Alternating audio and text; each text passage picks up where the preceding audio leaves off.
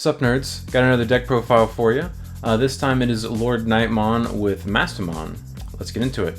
So this was a meta call at my locals this past week, and I was able to come in first place with it, only dropping a single game in 4 rounds. I expected there to be a lot of SetCon, just because of course SetCon list that did pretty well at Nationals. I ended up deciding I was going to bring yellow again, so I added in Mastemon, and I think with Mastemon it actually gives you, I think it's actually in your favor for SetCon. So starting off with the Tamer, we have 4 Upamon. When attacking once per turn, if you have 3 or fewer security, trigger draw 1. Drawing cards is always good. And our 5th Tamer, we are expecting SetCon like I said.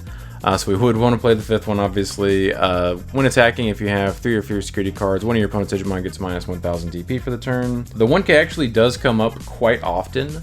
I'm never going to use my 5th egg if I'm not playing against SetCon, but just having this option is kind of nice. And on to our rookies, 4 Starmons, 4 of Da Boy, coming in, negging DP all over the place. This effect is on play for each Digimon you have in play. One of your opponent's Digimon gets minus 1000 DP for the turn. A pretty broken rookie, honestly. This obviously just pops 1Ks for free, just on play, and then if you have any other bodies, you get to start popping 2 and 3Ks, and it gets pretty ignorant if you can get your board wide enough. Very excited to finally get a holo version of this in the event pack 2, so hopefully we do pull some of those in our participation stuff from Nationals. On to the next one, also an extremely good rookie, Pulsemon. On play, if you have 3 or more security cards, trigger draw 1. If you have 3 or fewer security cards, trigger gain 1 memory. If you have exactly 3, do both. Amazing rookie. This is very important if you are playing the Mastemon build, and I'll explain why once I get to Mastemon, but playing for this, if you weren't playing 4, which I disagree, people playing less than 4 this card in yellow. If you weren't playing 4, you would need to max this out if you were playing Mastemon build. And 2 Bushis. We do want to see it occasionally, but we definitely don't want this thing to clog our hand because we are once again not playing BT3 and Jawamon. But still, he's a very good card.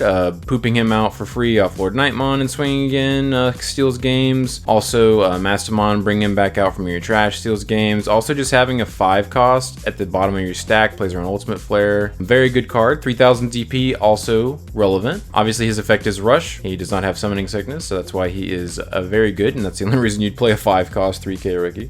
This was also a meta call. We have some Imperial Dramon stands at our locals, and also some people that like to play green every so often, and if I can just play this and just be like, yeah, this, you can't do that. Seems good, but his effect is opponent's turn. Your opponent can't reduce Digivolution costs.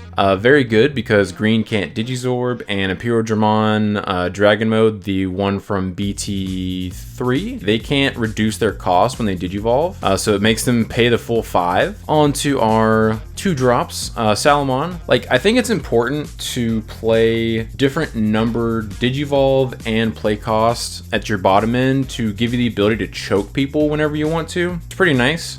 She came up quite often when I was choking people. On to our 15th rookie, Patamon. 4 play cost, also relevant to play around Ultimate Flare. The effect is on play if you have 1 or fewer security cards, trigger recover 1. Obviously only good if you have 1 or fewer security.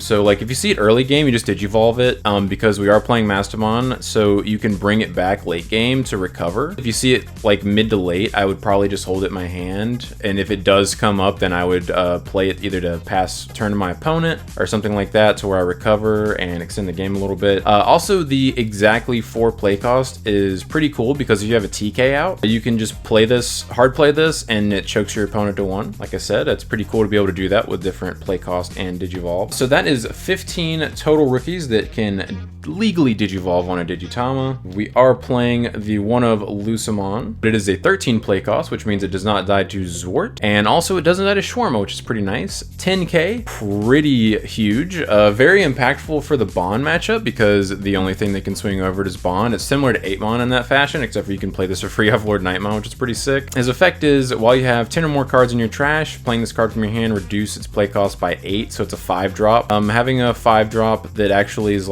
really impactful is pretty cool because just hard playing a Bush to pass turn feels kind of bad. And the on play effect is recovery +1, and the all turns effect, which is not relevant currently, but it will be in 3 weeks when we get BT7. All turns, the Digimon can only Digivolve into Digimon with Lusamon in their names.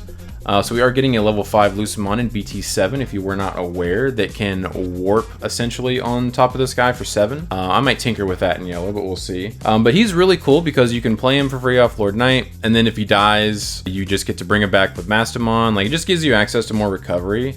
So these are the only 2 cards in our deck that recover, but they can be both played for free off of LordKnightmon and Mastemon, so you get to abuse them quite often. So technically 16 rookies, but it's actually 15. I don't count Lucemon as a rookie. And then on to our champions. 4 of the best card in Digimon. This guy is so insane. Seriously. This card is super slept on. Like, 8k on a champion is insane. Like, I'll give you an example. I played against a Machinedramon Commandramon list, round 1. The only thing this guy dies to is Machinedramon, if you swing into their security, or an option card. That's really dumb. He also swings over any of their blockers besides Machinedramon.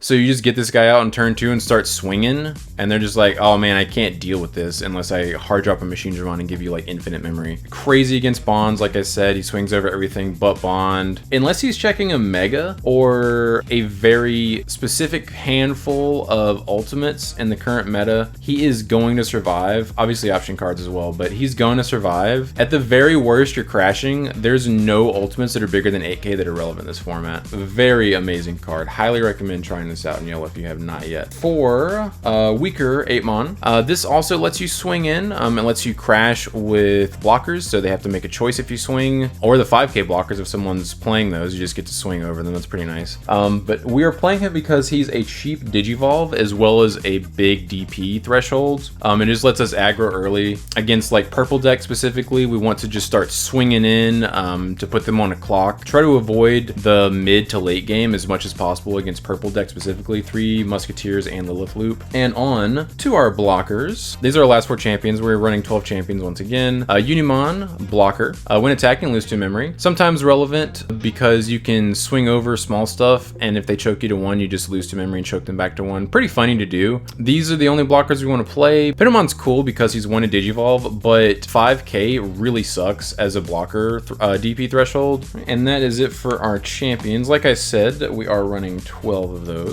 And on to our ultimates. 4 of a card you would always play in LordKnightmon. You get to play this for free off LordKnightmon when you attack. Pretty good effect if you ask me, being able to play an ultimate for free, especially an ultimate with a pretty strong on-play effect. His on-play effect is one of your opponent's Digimon gets minus 4,000 DP for the turn. Pretty insane because it lets LordKnightmon swing over pretty much anything. A suspended 15k Digimon, you swing into it with LordKnightmon, drop Knightmon, neg 4k on it. That 15k DP Digimon is now 11. LordKnightmon goes up to 12 because of this guy being next to it. So you just immediately swing over it. Like, this is a very, very good card. And as I've said in my previous LordKnightmon deck profiles, hard playing this guy is not even bad. In certain situations, you will end up doing that. But insane card. Don't play less than 4 of this in LordKnightmon, please. 3 more ultimates. War Growlmon. We did cut this down to 3. We cut our ultimate count from 10 to 9. I wanted to play at least 2 of another ultimate, so I cut this guy down to 3. Still an insane card. 8 play cost, plays around Shawarma. Very important for this format. His effect is main Digiburst 2. When your opponent's Digimon gets minus 4,000 DP for the turn. So it's essentially this effect, except for you just promote and Digiburst and then it happens. Your turn in Inheritable is while you have 3 of your security cards, Digimon gets 1,000 DP. The fact that this is a Digiburst is really cool because you can put your stuff in trash to play it then if you like go on top of this with Mastemon. You can put the rookie and champion in your trash and then play them for free off Masty, which is pretty sick. Also, it lets you play on Ultimate Flare because you can just Digiburst your Tama and your rookie, and then if they Ultimate Flare your stack, it just goes down to the champion because it's the last card in the stack. Pretty relevant if you play against a black deck or security control that do have Ultimate Flare in there. But very good card. And then our last 2 ultimates, like I said, we are only playing 9. 2 Rise Greymon. He also has Digiburst, if you did not notice. 8 play cost, also plays around Shawarma. pretty cool. His effect is your turn. This Digimon is also treated as yellow, so if he's in the battle area, he is treated as yellow as well on your turn. And then a main Digiburst 2, you may play one red or yellow Tamer card with a play cost of 4 or less from your hand without paying its memory cost. So it lets you play your TKs for free and stuff, which is pretty nice. And his second, his inheritable, is really strong. It's when attacking, if you have a Tamer in play, when your opponent's Digimon gets minus 2000 DP for the turn. Pretty sick, because if you're swinging into a bond deck, it nukes all of their rookies besides the 2-cost Agumon, like I said, and obviously makes things 2k smaller, and like this guy and a Knightmon neg a total of 6k, so you can pop blockers for free. Like I was saying about his effect, so this guy, if he's in your security, he's not a yellow Digimon, so if you TK and grab him, you do not recover. And TK is a mandatory effect, so like if you check TK in security, and this is the last card in security, you are forced to grab it and go neg 1 security. So that's why I don't really want to play more than 2 of this guy, because I want to limit the times that happens. We're playing 7 cards that are not yellow, so we do want to try to lower the chances of that happening, obviously. But he's really, really good. I do love seeing him when I draw him. And that is it for Ultimates, playing 9, like I said. And then on to one of our boss monsters, LordKnightmon, the best boss monster that yellow has to offer currently. The effect is when attacking, you may play a yellow level 3 Digimon card or a yellow Digimon card with Warrior and its type in your hand without paying its memory cost. All turns, for each other Digimon you have in play, this Digimon gets plus 1000 DP. Pretty crazy because it poops out guys and makes itself bigger from that effect. So like if your opponent does not have an ability to board wipe, like they don't have access to a board wipe, basically she'll just get so big that nothing is ever going to kill her by battle. They have to use like a card effect of some kind. The play cost is 13, relevant because of Omnimon's Wart being a card.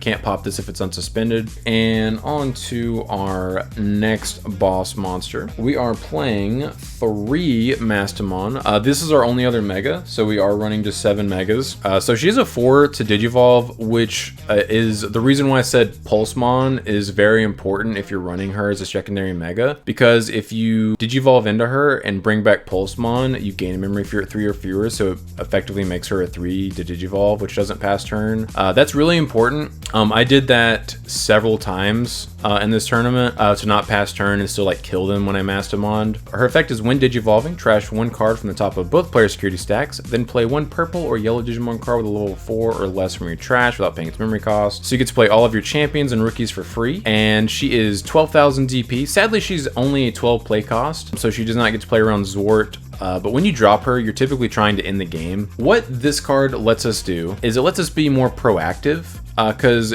in general, Yellow LordKnightmon is more of a reactionary deck, because you're waiting for your opponent to set up a board and then you like just mutilate it with all your DP reductions and everything, and you're only really checking like 1 or 2 security a turn. What this lets you do is just like put immense pressure on your opponent. It's essentially like LordKnightmon, except for you do not actually have to check the security that you're trashing. It just goes away. Trashing Tamers and options and like big Digimon off of this is really, really good.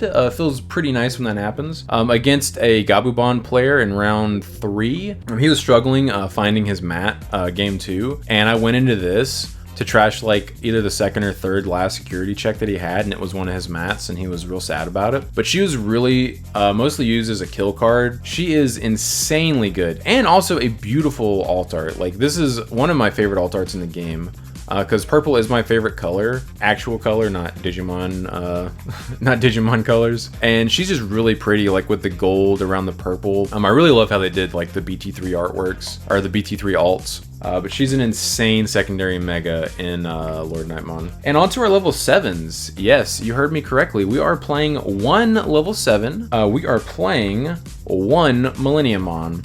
So Millenniummon's 13k. He can only Digivolve on top of Mastemon. Before I go into the effect, I'll explain the reasoning here. Voldurarm's cool, but Voldurarm cannot out by itself 15,000 DP or higher Digimon, because it's only next 14k. So it doesn't even out like a body that you specifically want to kill. Like, you have to do other stuff first. He can out anything. Also, you really never want to put anything on top of LordKnightmon, because then you no longer have access to this broken effect to just poop out guys every turn. So putting a level 7 on top of him feels so bad after you do it. because you just can't do anything after that. It's just a beat stick. But Mastemon, after she digivolves, she has no other effects besides her digivolve effect, so she's essentially a 12k vanilla. So having a level 70 go on top of her that's also very impactful is why I decided to do a Millenniumon, or one that goes on top of a purple as opposed to a Valdararm. But Millenniumon's effect, for those of you that don't know, is when digivolving, return one of your opponent's Digimon to the bottom of their deck. Very cool, it bot deck stuff. And then on deletion, if this card had Digivolution cards, you may play this card from your trash without paying its memory cost. So it's a very sticky card, and it can remove anything in the game besides Blitz Omni, or a card that has Breath of the Gods effect on it. Both of those keep stuff from getting returned to the deck. But other than that, he's outing anything in the game. Very important for a deck that's getting kind of popular, Machinedramon. For those of you who don't know, Machinedramon's all turns effect of this Digimon's DP can't be reduced means you have no way of outing that card with any of your effects, because all of your removal effects in yellow are DP reduction. Not him, he's just like, yeah, I'm just gonna put you to the bottom of your deck, and then like I don't have to deal with you again. You're never gonna see that card again. Oh, I forgot about this as well. So let me just go back to the Mastemon against Setcon. The best card in Setcon now is Reinforcing Memory Boost. This poops on Reinforcing Memory Boost because they activate Reinforcing and they're like, I'm gonna put this defeat on top of my security stack, and I'm like, okay, cool, I'm gonna do this, and now it's gonna go to your trash. Thanks for telling me what that card was. This is insane for situations like that. You just get to dodge like all their options, especially if like they're reinforcing something on top and you're like, I don't want to deal with that, I'm just gonna Mastemon it off the top of your security stack. But if you check a defeat randomly, like normally you can run it over and stuff, but you have to lose a body because of defeats on deletion effect. But he just gets to go, all right, you go bot deck, and now you have to deal with this guy, and you have to deal with him twice because Setcon has to remove him with a destruction effect, and then you just bring it back and you're like, all right, deal with him one more time, bro. Definitely don't regret playing him. And then onto our Tamers. We are running just 2 TK Takashi. I normally do like to run 3 memory setters in yellow. I think it's correct. The issue though is, like I said, we were playing 7 cards that are not yellow, and I really did not want to check one of these in security, or just activate from my hand and just happen to have nothing but non-yellow cards in my security and just lose because of that. So we did cut TK down to 2, unfortunately. But his effect is start of your turn, you set your memory to 3, if you have less than memory, obviously. And then on play, look at your security stack, reveal 1 card in it, add it to your hand. If it's yellow, trigger recovery +1, then shuffle your security stack. Amazing card, arguably the best memory setter in the game, but because of all of the non-yellow cards, like I said, I just did not want to play 3. Like, as much as I wanted to play 3, I did not want to play 3. But we did play a 3rd yellow Tamer, so we did play 1 TK Ankari. This is the dual Tamer that came out in BT6. The effect is start of your turn. If you have fewer security cards than your opponent, gain 2 memory, and then your turn, one of your yellow Digimon attacks, you may suspend this Tamer to have one of your Digimon, or one of your opponent's Digimon get -1000 DP. The secondary effect's really cool because it's essentially a Koromon every single time you swing. I mean, once per turn, every single time you swing, because you have to tap it, obviously, to get that effect. Having both of these on the field is pretty sick because you start with 5 if this is live, and 5 memory for yellow is pretty strong. Lets you go into Mastemon at the end of your turn. You can grab anything back, like you can grab Bushi and stuff like that. It's not live all the time though, obviously, because there are matchups that we want to rush our opponent down, like against purple. So I didn't want to play more than one of these. One of my favorite things about this is if you play it and you're at equal security, it makes your opponent not want to swing in your security because they're like, I'm gonna have to give them extra memory. I definitely did not regret playing that card. I really enjoyed it. And onto our 4th Tamer. So this is not a yellow Tamer, but I wanted our Rise Greymon to be live more consistently, and so I wanted to play a 4th Tamer, but we played 1 Analog Youth. The effect is on play, reveal the top 3 cards of your deck, add 1 Digimon card among them to your hand, trash the remaining cards. If you didn't notice, that is a non-level restrictive, non-color restrictive search, and then you trash the other 2 cards. That is really good. Decks that like to abuse stuff in the trash, like literally any purple deck ever, that is amazing. And if that wasn't enough, like honestly, this card would still see a lot of play even if that was the only effect. But the secondary effect is all turns when one of your level 5 or higher Digimon with Digivolution cards is deleted, you may suspend this Tamer. If you do, gain 1 memory, then hatch 1 Digi-Egg card to an empty space in your breeding area. This came up a lot in the tournament. Like I saw it quite often, and obviously got the search effect. The search effect was the biggest thing, and I did end up gaining memory like a couple of times from it. But honestly, it's so hard for most decks to deal with LordKnightmon that I didn't get to gain that effect just because of LordKnightmon just being hard to deal with because it's huge. But very strong card. Highly recommend trying it out if you have not. And then we did play one option, yet another one of in the list that I did not regret playing. The 1 Spiral Masquerade, 4 cost option, main.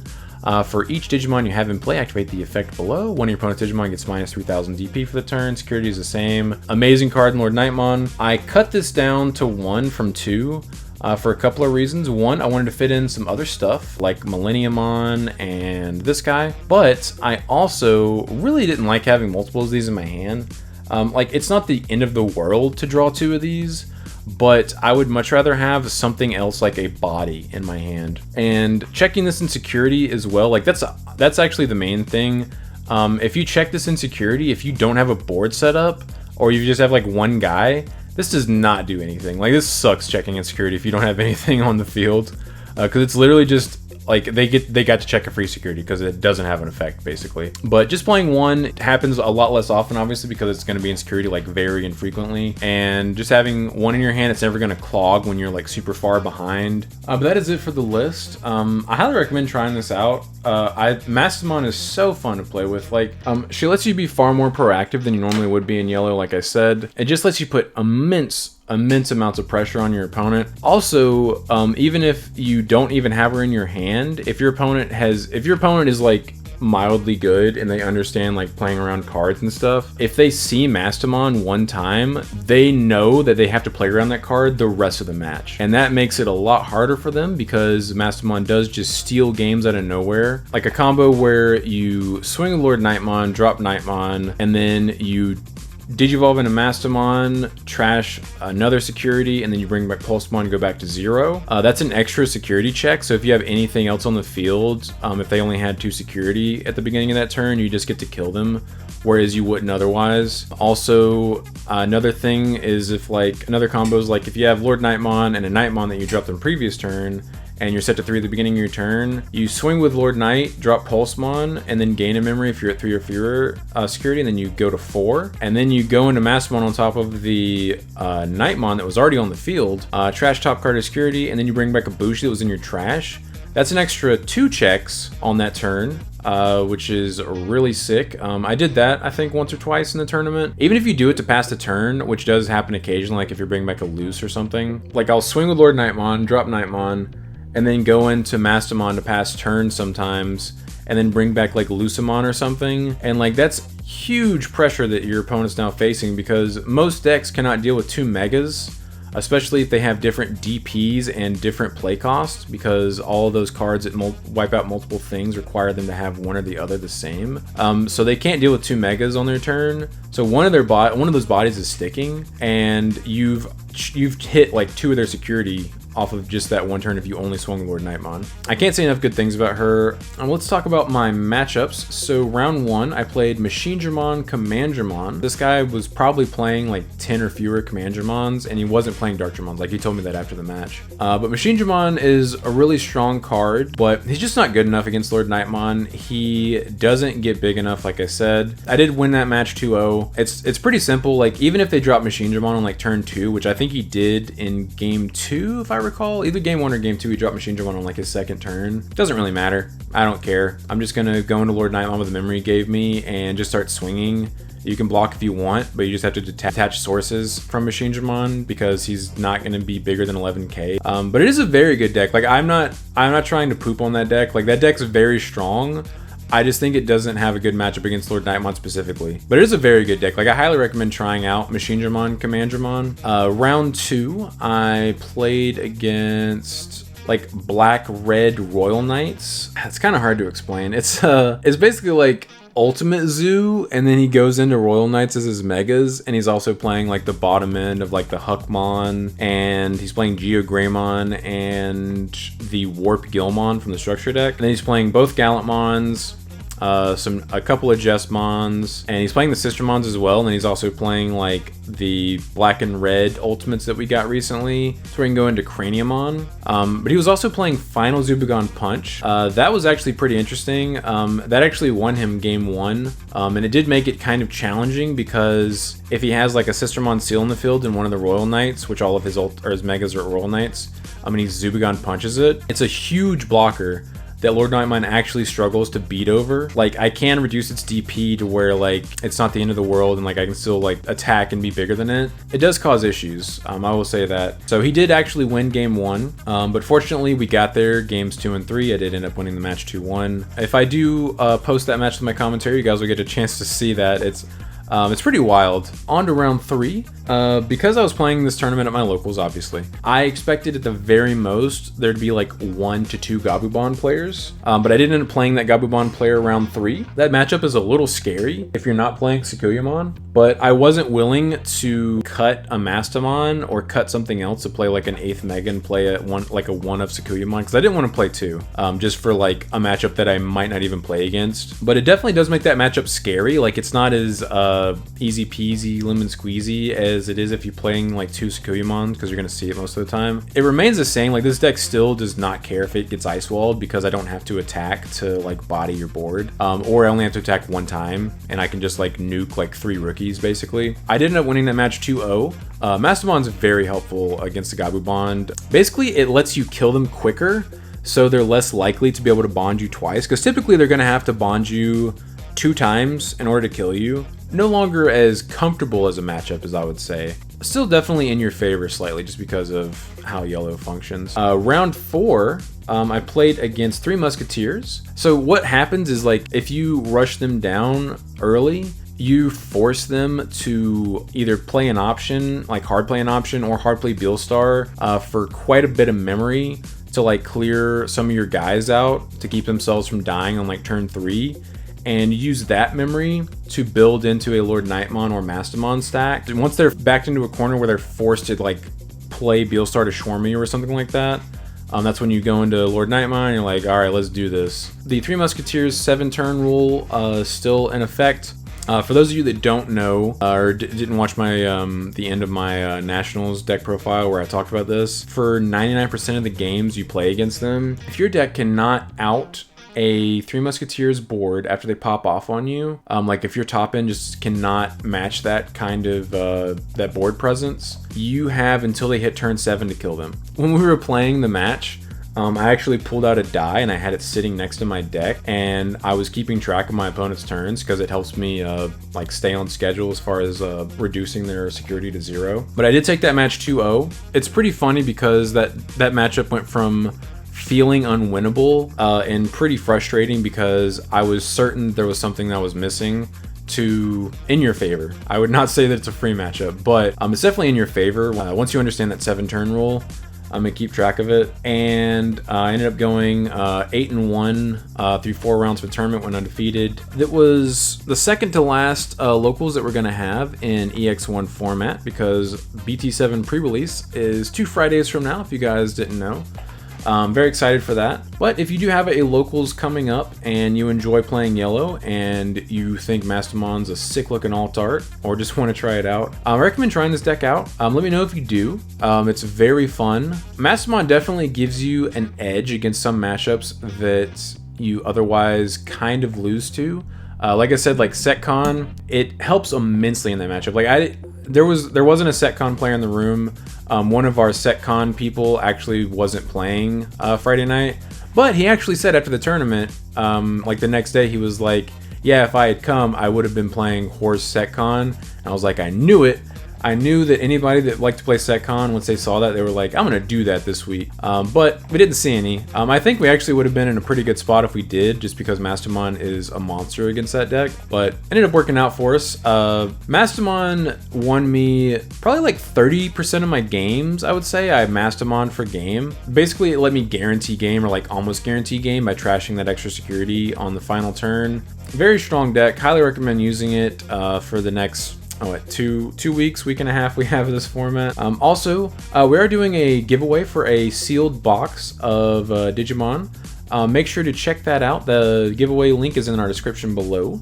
And we do have a Discord going, hang out, talk about Digimon, also playtest and stuff like that. We are slowly but surely building up our little community. The link for that is also in the description, so check that out. But I do appreciate you guys stopping by. Don't forget to like and subscribe if you're interested in this kind of content and want to come back for more. But until next time, see ya.